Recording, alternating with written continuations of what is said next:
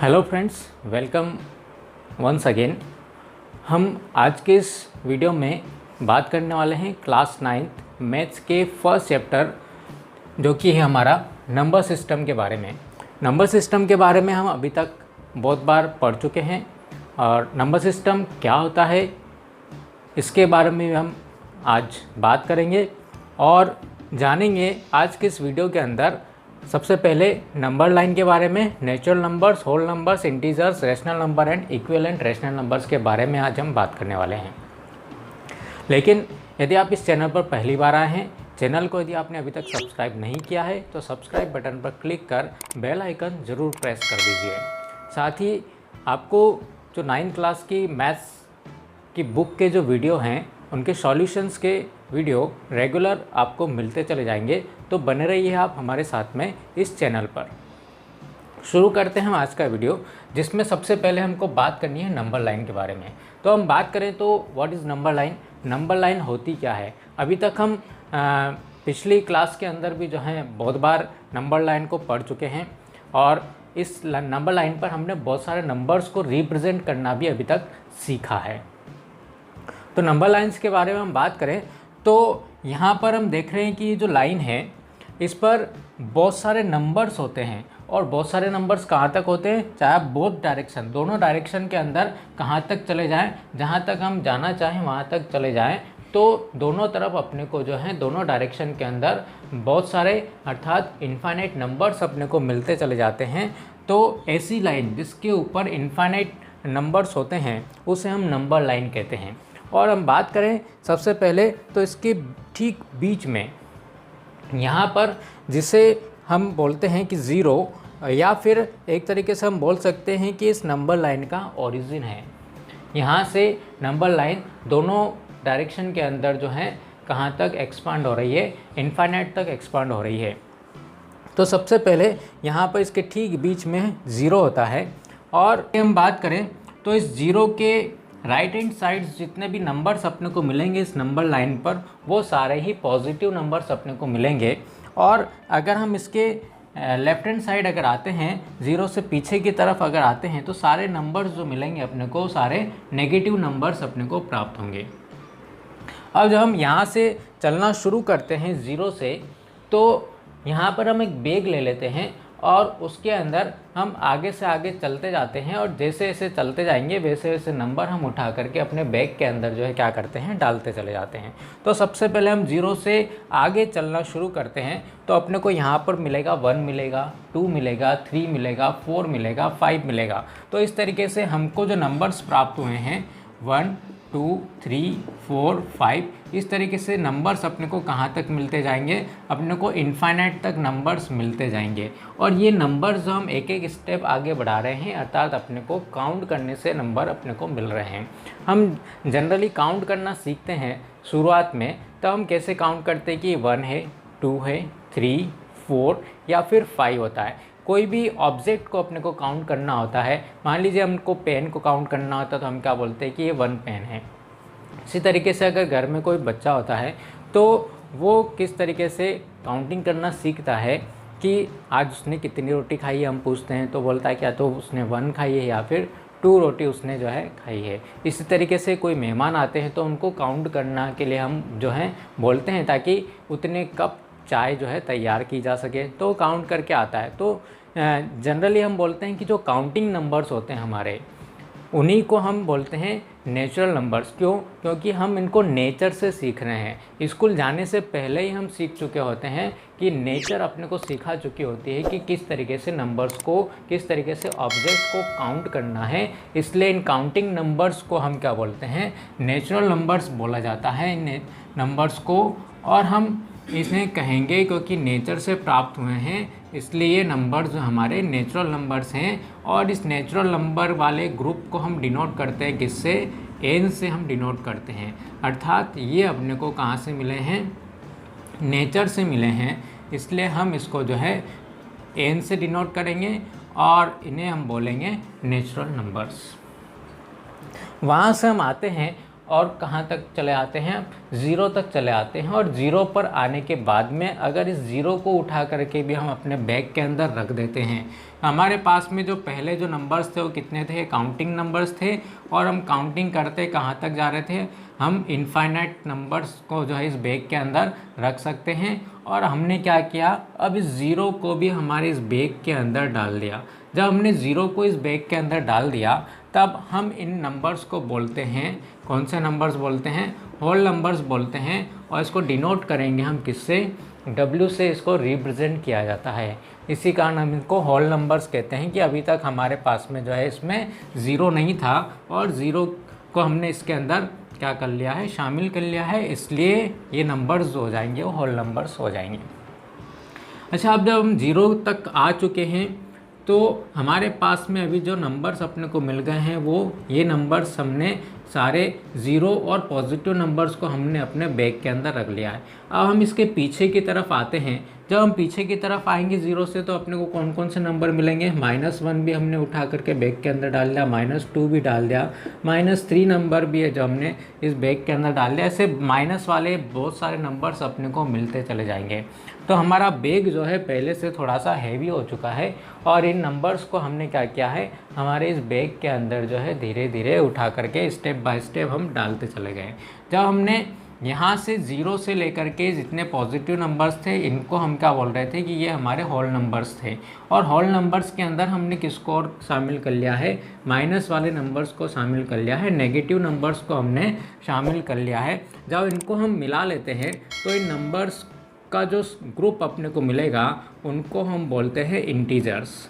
और इसको डिनोट करते हैं किससे, Z से। Z से क्यों डिनोट करते हैं, इसका एक रीज़न है कि Z जो लेटर अपने को मिला है वो वर्ड मिला है ज़ेहलिन से।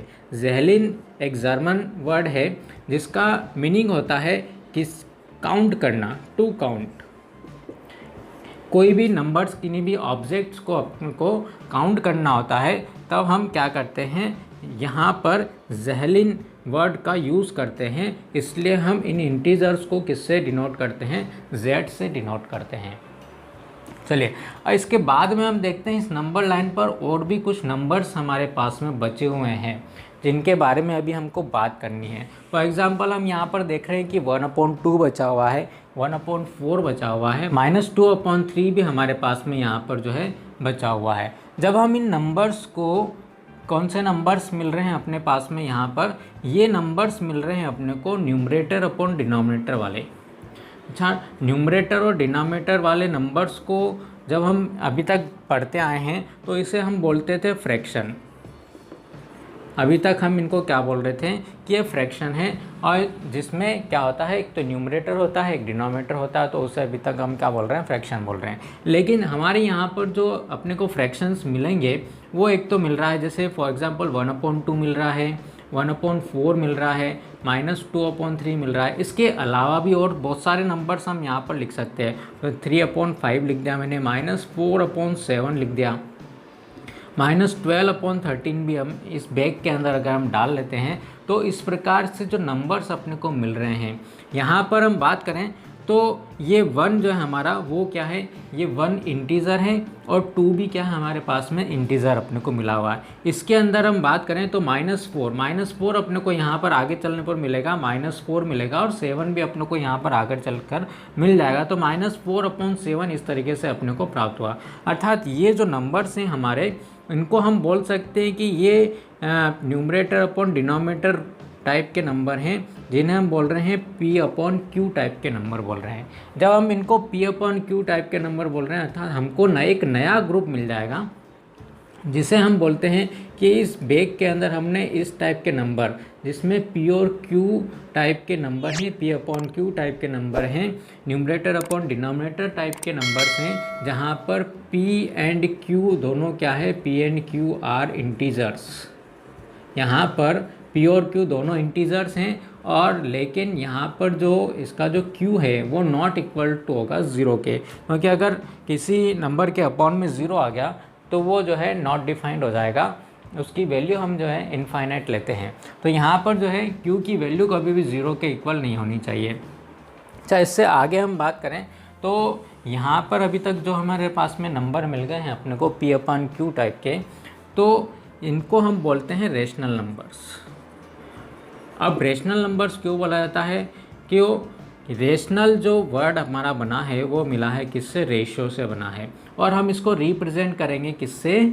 Q से रिप्रेजेंट करेंगे। अब आप कहेंगे Q से क्यों रिप्रेजेंट किया है? क्योंकि Q जो लिया गया है वो कहाँ से लिया गया है? ये लिया गया है कोशेंट से, इसलिए हम इसको जो है Q से रिप्रेजेंट करते हैं। तो अभी तक हमारे पास में जो नंबर मिल चुके हैं, इन नंबर्स को हम इस फॉर्म में लिख सकते हैं, चाहे आप यहाँ नेचुरल नंबर लें, होल नंबर लें या फिर जो है इंटीजर्स लें। इन सभी नंबर्स को आप P/Q के फॉर्म में लिख सकते हैं। अर्थात ये नेचुरल नंबर भी क्या होगा? हमारा रेशनल नंबर हो सकता है, होल नंबर भी रेशनल नंबर हो सकता है, इंटीजर्स भी रेशनल नंबर हो सकते हैं। किस तरीके से हो सकते हैं? फॉर एग्जांपल हम बात करें कि यहाँ पर मैं लेता हूँ 2, इस 2 को मुझे P/Q फॉर्म में लिखता है, तो Q की वैल्यू मैं कितने ले लेता हूँ? 1 ले लेता हूँ, और P की वैल्यू हमारे पास कितनी है? 2 है। यहाँ से हम -3 ले लेते हैं, तो -3 को भी P/Q फॉर्म में लिखना है तो कितना हो जाएगा? -3/1 हो जाएगा। 0 को P/Q फॉर्म में लिखना है तो 0/1, 0/2, 0/10 या 0/25। इस तरीके से हम इसको P/Q फॉर्म में लिख सकते हैं, क्योंकि 0 को किसी भी नंबर से डिवाइड करेंगे तो अपने को आंसर जो मिलने वाला है वो 0 ही मिलने वाला है। तो इस तरीके से हम यहाँ पर जो है सभी नंबर्स को किस फॉर्म में लिख पा रहे हैं? P/Q फॉर्म में लिख पा रहे हैं। और इन सारे नंबर्स को हम कहाँ पर रिप्रेजेंट कर सकते हैं? इस नंबर लाइन पर अभी तक हम रिप्रेजेंट करते आए हैं और अभी तक हम इनको रिप्रेजेंट कर चुके हैं। आगे हम बात करें यहाँ पर फॉर एग्ज़ाम्पल कि हम कोई रेशनल नंबर ले लेते हैं 1/2। इस 1/2 को मैं 2/4 लिख सकता हूँ, 4/8 लिख सकता हूँ, या फिर 16/32 लिख सकता हूँ, 25/50 लिख सकता हूँ, 35/70 लिख सकता हूँ, या फिर और कोई नंबर लें हम 47/94 भी लिख सकता हूँ।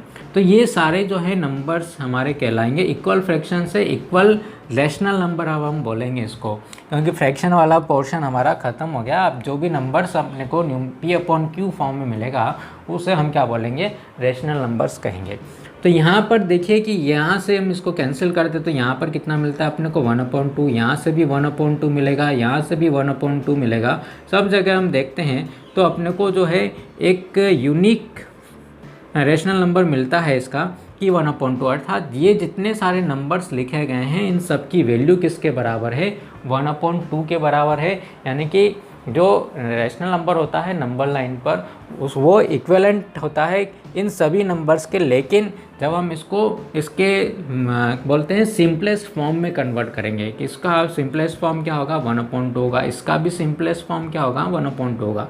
और सिंपलेस्ट फॉर्म कब मिलता है अपने को?